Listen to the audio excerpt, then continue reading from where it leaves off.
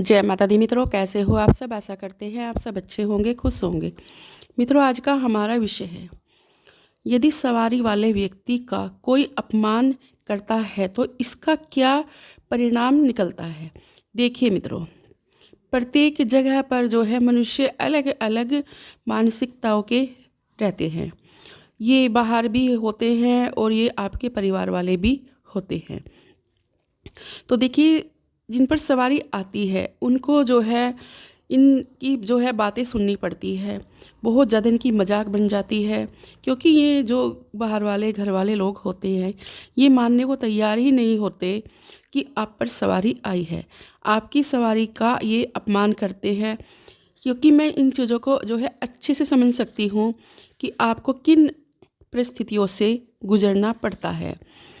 क्योंकि सवारी जिन पर आती है, देखिए सवारी वाले बहुत ही भाग्यशाली होते हैं, क्योंकि सवारी आना बहुत ही बड़ी बात होती है।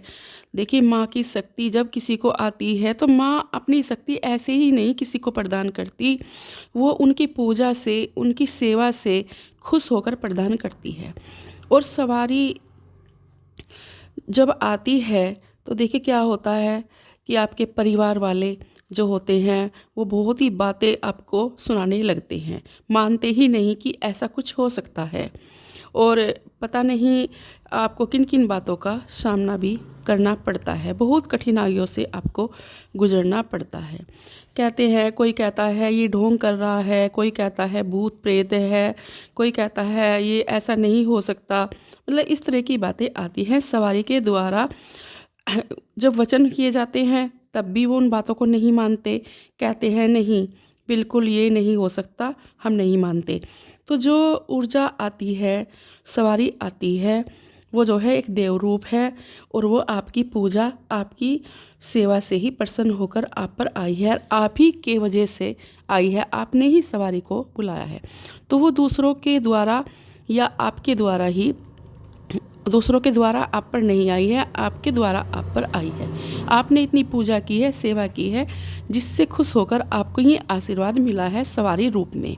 तो देखिए, भगवान का अपमान करना कोई अच्छी बात तो नहीं होती, पर देखिए मैं ये नहीं कहती, कुछ लोग होते हैं जो विश्वास नहीं कर पाते और जो है सपने में माता दर्शन भी देती है, पूरे परिवार को भी कहती है, लेकिन तब भी वो विश्वास नहीं करते। तो परिस्थितियाँ जो है इस तरह से होती जाती हैं और ऐसी परिस्थितियों से सवारी वाले व्यक्ति को गुजरना पड़ता है। मान लो कि कांटों भरी राहों पर चलना पड़ता है। अब बात करते हैं अन्य व्यक्तियों के बारे में। देखिए, जो व्यक्तियों की मजाक बनती है, मतलब जिनकी मजाक बनती है सवारी वालों की, मतलब मजाक बनती है, तो देविया शक्तियों का जब उनको माफ़ नहीं करती, क्योंकि काफ़ी टाइम से वो देख रही है, सहन कर रही है कि ये लोग मान जाए। क्योंकि माँ अपने बच्चों को हमेशा चाहती है कि गलत रास्ते पे है, सही रास्ते पे आ जाए। पर जब सब कुछ हो जाता है, वचन हो जाते हैं, सपने में दर्शन दिए जाते हैं, बताया जाता है, फिर भी उसको झूठ माना जाता है, तो फिर उनका कल्याण नहीं करती। क्योंकि अगर माँ अपने सौम्य रूप में आती है तो देखिए कल्याण कर देती है। अगर माँ का कोई रुद्र रूप लाने की कोशिश करता है तो फिर उसका अंजाम बहुत ही भयानक होता है। फिर इसको जो है भुगतना पड़ता है, बहुत सारी कठिनाइयों से गुजरना पड़ता है और ज़िंदगी में लड़ाई झगड़े, कारोबार चलता चलता सब खत्म हो जाता है। मान लो कि मजाक बनाने वाले व्यक्तियों को बहुत ही गंभीरता की स्थिति हो जाती है, उनका अपमान करना उनके बीच को निकल जाता है। फिर उनको पता चलता है कि अब हुआ क्या, फिर होता कुछ नहीं। क्योंकि जब एक बार सवारी रुष्ट हो जाती है, अपमानित हो जाती है इतना ज़्यादा, तो फिर वो मानती नहीं, फिर दिक्कतें उस इंसान की ज़िंदगी में बढ़ती जाती है। क्योंकि एक ऊर्जा है, ये एक शक्ति है, तो इसका परिणाम बहुत बुरा होता है। तो इसीलिए हम कहते हैं कि जो चुगली करने वाले लोग होते हैं उनको कभी भी माफ़ नहीं किया जाता और उनके का जो है बहुत ही बुरा अंजाम होता है। हमने स्वयं देखा है कि जो सवारी वाला व्यक्ति होता है उसका अपमान किया जाता है, उसकी चुगली की जाती है, उसको हर कठिनाइयों से गुजरना पड़ता है, तो माँ ने उसका बेड़ा पार किया है। फिर जो चुगली करने वाले हैं वो उसके पैरों में पड़ते हैं, देखते रहते हैं।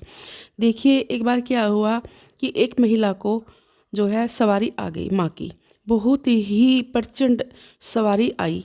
और देखिए जब सवारी आ गई तो बाद में पता चला कि ये सवारी तो झूम नहीं रही है, ये नाच नहीं रही है, ये वचन नहीं कर रही है। इसकी क्यों नहीं कर रही है? क्योंकि जो वो महिला थी वो हर सवारी वाले की मजाक बनाती थी। उसके घर में सब कुछ ख़त्म हो चुका था, उसका चलता चलता कारोबार ख़त्म हो चुका था, उसके बच्चे उसकी बात नहीं मानते थे, घर में लड़ाई झगड़े होने लगते। इस प्रकार से जो है हम यही कहते हैं कि सवारी वाले व्यक्ति का अपमान कभी भी नहीं करना चाहिए। उसको तो जहाँ पर भी मिले, किसी अनजान आदमी को भी वो मिले तो उसे जो है हाथ जोड़कर नमस्कार करना चाहिए, क्योंकि शक्ति अपरंपार है और वो किसी को ऐसे ही नहीं मिलती।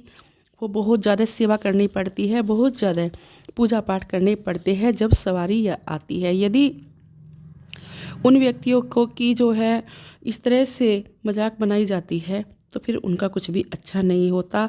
शक्तियाँ अपनी जिद पर अड़ जाती हैं, वो रुष्ट हो जाती हैं और फिर वो मानती नहीं, फिर उस आदमी को बर्बाद कर देती हैं। देखिए हम ज़्यादा आपसे कुछ नहीं कहना चाहते, सिर्फ इतना कहना चाहते हैं कि आप भगवान को नहीं मानते तो ना मानिए, पर जिस पर सवारी आई है उसका अपमान भी ना कीजिए, क्योंकि वो झूठ नहीं बोल रहा है। वो झूठ क्यों बोलेगा आपसे? आपको वो क्या लेगा आपसे झूठ बोलकर कि उस पर सवारी आई है? आपको अपना अच्छा कार्य नहीं करवाने हैं, अपने घर का भला नहीं करवाना है तो ना करवाइए, पर उसके बारे में गलत बुरा ना सोचिए, उसकी चुगली मत कीजिए।